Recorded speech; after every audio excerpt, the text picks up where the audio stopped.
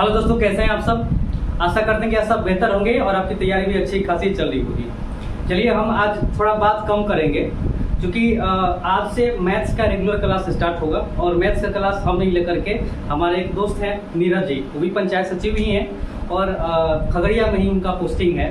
तो उनसे आप पर डे मैथ का क्लास करिएगा। बाकी जो साइंस का क्लास है या अदर जो नोटिफिकेशन है उसके संदर्भ में हम वीडियो बनाया करेंगे। ठीक है, तो आइए शुरू करते हैं। और नमस्कार दोस्तों, जैसा कि हमारे बारे में परिचय पहले ही दे चुके हैं राजेश जी, आज मैं बिहार एसएससी के संदर्भ में एक मैथ का टॉपिक, बहुत छोटा सा टॉपिक बताने जा रहा हूँ।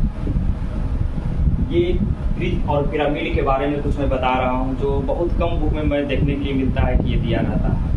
तो मेंसुरेशन का ही एक टॉपिक है, इसमें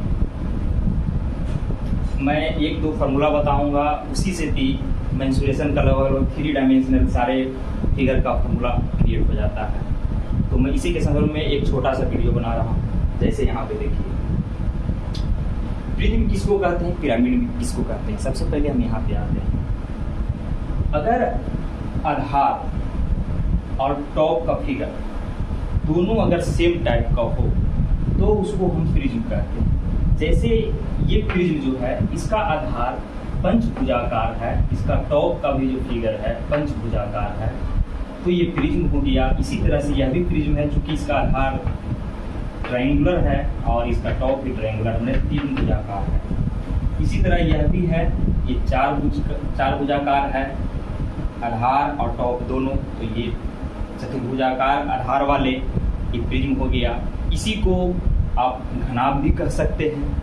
और अगर सर्किल टाइप के होगा इसको भी प्रिज्म की श्रेणी में रख सकते हैं, लेकिन अगर सर्किल टाइप के हो गया आधार और टॉप तो उसको पर्टिकुलर एक नाम दिया गया है बेलन, क्योंकि वो बेलनाकार होता है इसलिए उसका नाम दिया गया है बेलन। इस साइड हम पिरामिड में आते हैं। तो पिरामिड का क्या फिगर होता है कि जिसका आधार तो ट्रायंगुलर चतुर्भुजाकार पंचभुजाकार या षष्ठभुजाकार या सर्किल टाइप के होगा, लेकिन जो टॉप होता है एक चोटी के समान होता है। जितना आधार का क्षेत्र होता है उतना टॉप पे नहीं होता। टॉप एक पॉइंट होता है और वहां से मिलाया जाता है आधार को। तो ये एक पिरामिड हो गया और वो एक प्रिज्म हो गया। अब इसी पिरामिड में अगर त्रिभुजाकार आधार है तो इसका सभी सतह अगर बराबर है, इसी में समचतुष्फलकीय पिरामिड भी कहते हैं। इससे भी क्वेश्चन कई बार पूछा जा चुका है। अगर मान लिया जाए ये सर्किल टाइप के है आधार, तो इसको हम पर्टिकुलर रूप में शंकु के नाम से जानते हैं। ठीक है, तो इसमें ये जो तिरछे ऊंचाई होता है उसको तिर्यक ऊंचाई कहते हैं, जो डायरेक्ट बीच का जो ऊंचाई होता है उसको मेन ऊंचाई कहते हैं, जिसको हम एल से डिनोट करते हैं। तिर्यक ऊंचाई को हम एल से डिनोट करते हैं। और इसके आधार अगर वृत्ताकार है तो इसकी त्रिज्या को हम आर से डिनोट करते हैं। इसमें आपको तिर्यक ऊंचाई तो होती नहीं है, क्योंकि तिर्यक और साइड और बीच का दोनों का ऊंचाई सेम होता है, इसलिए दोनों को हम एस से डिनोट कर सकते हैं। अब इन दोनों में आइए हम देखते हैं कि दोनों में क्षेत्रफल और आयतन निकालने का फॉर्मूला क्या होता है।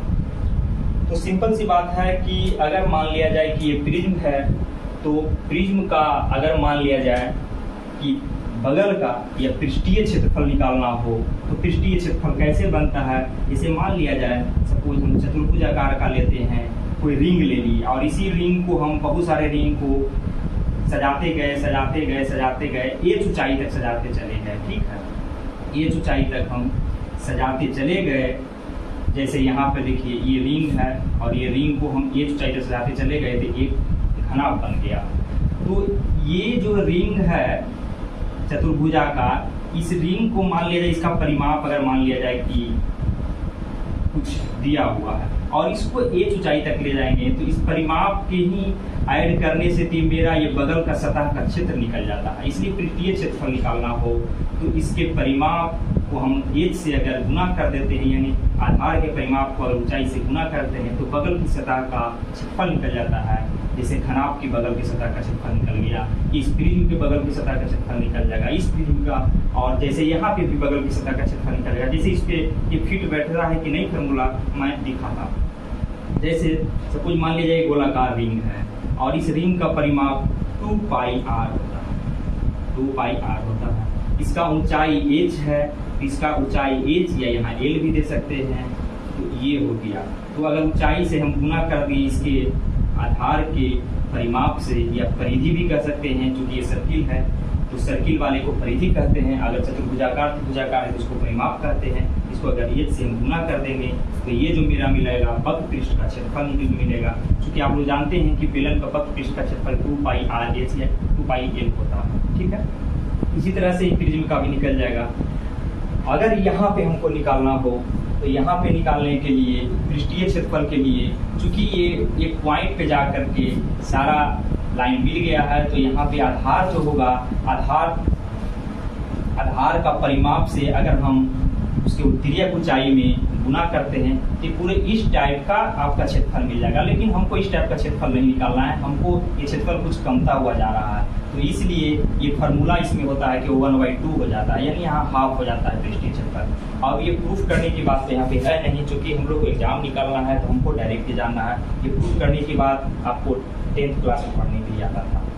तो 1/2 इसमें आगे लगा देंगे, यानी क्षेत्रफल का, इस क्षेत्रफल का हाफ हो जाएगा, यानी 1/2 आधार के परिमाप को अगर तिर्यक ऊंचाई से गुना कर देंगे तो मेरा पृष्ठीय क्षेत्रफल निकल जाएगा। उसके बाद अगर संपूर्ण पृष्ठ का क्षेत्रफल निकालना हो तो पृष्ठीय क्षेत्रफल में ही अगर आधार के क्षेत्रफल और टॉप का क्षेत्रफल, दोनों के क्षेत्रफल को, बेस और टॉप के क्षेत्रफल को अगर जोड़ देते हैं, यानी दोनों का क्षेत्रफल तो यहाँ पर सेम होगा सभी फिगर में, तो 2 × आधार के क्षेत्रफल को अगर जोड़ देते हैं तो संपूर्ण पृष्ठ का क्षेत्रफल हो जाएगा। उसी तरह से यहाँ पे सिर्फ आधार है, आधार के जैसा आपको टॉप में नहीं दिया हुआ है कुछ फिगर, तो उस तरह से भी ये आधार का क्षेत्रफल को अगर यहाँ पे हम ऐड कर देते हैं तो ये संपूर्ण पृष्ठ का क्षेत्रफल हो गया। उसके बाद अगर मान लिया जाए कि आयतन निकालना है, तो आयतन निकालने के लिए दोनों के लिए फॉर्मूला लिखा हुआ है। जैसे प्रिज्म का आयतन निकालना हो तो सपोज मान लिया जाए कि हम एक कागज का टुकड़ा ले लिए या कागज का एक परत ले लिए, इस परत को हम एक ऊंचाई तक सजाते हुए रखते हुए चले जाएंगे तो एक ठोस आकार का मेरा शंकु बन जाएगा, या चतुर्भुजाकार त्रिभुजाकार लेंगे तो उसको सजाते हुए एक ऊंचाई तक चले जाएंगे तो ठोस आकार का प्रिज्म बन जाएगा।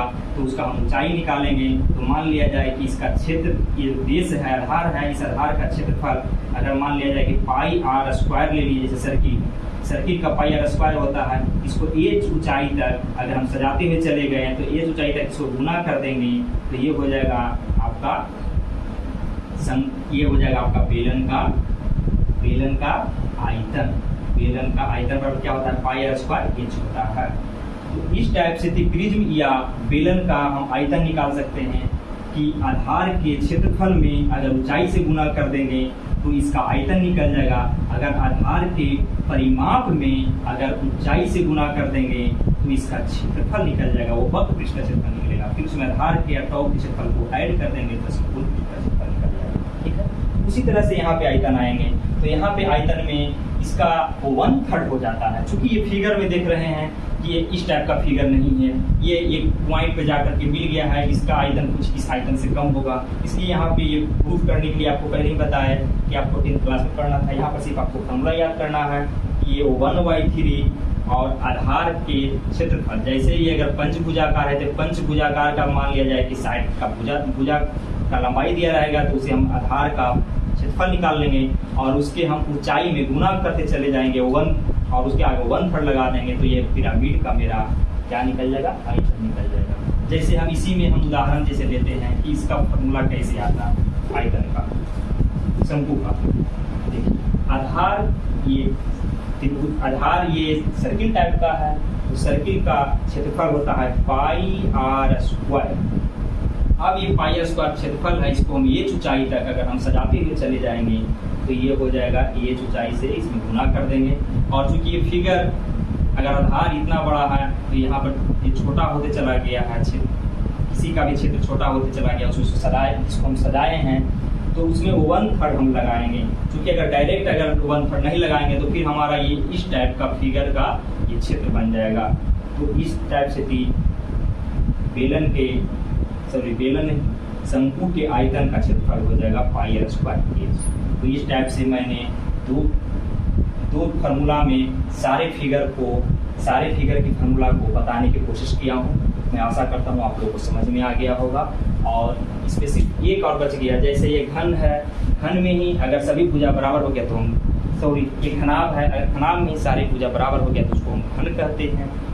अब इसमें एक 3 डायमेंशनल फिगर हमारे ख्याल से सिर्फ एक बच गया है जो गोला है, तो गोला के बारे में अलग से आपको बता दिया जाएगा। मैं आशा करता हूँ आप लोग को समझ में आ गया होगा, और इसी के साथ मैं आप लोग सबको धन्यवाद बोलना चाहता हूँ।